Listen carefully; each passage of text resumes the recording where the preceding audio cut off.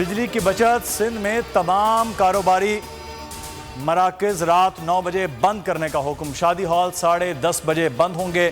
محکمہ داخلہ کا حکم نامہ اطلاق فوری ہوگا. ہوٹل، ریسٹورنٹس اور کافی شاپس 11 بجے بند کرنے کا حکم. پابندی 1 ماہ کے لیے ہوگی. میڈیکل سٹورز، پیٹرول پمپس، بیکریاں اور دودھ کی دکانیں کھلی رہیں گی. خلاف ورزی پر کارروائی ہوگی.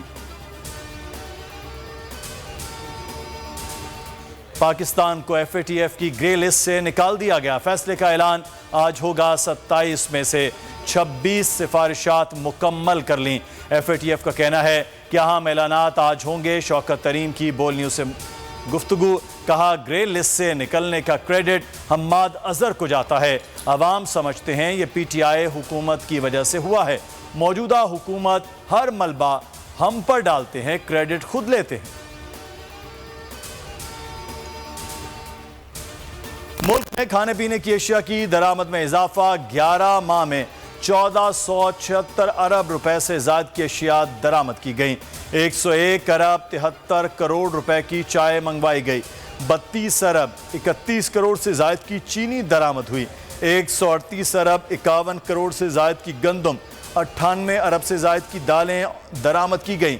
پام آئل کی درآمد میں 50% سے زائد کا اضافہ.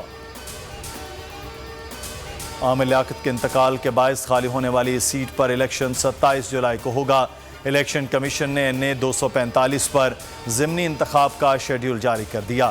کاغذات نامزدگی 22 سے 24 جون تک جمع کرائے جا سکتے ہیں. انتخابی نشان 7 جولائی کو الاٹ ہوں گے. پنجاب، خیبر پختونخوا سمیت بالائی علاقوں میں زلزلہ شدت 5.0 ریکارڈ کی گئی. گہرائی 218 کلومیٹر تھی.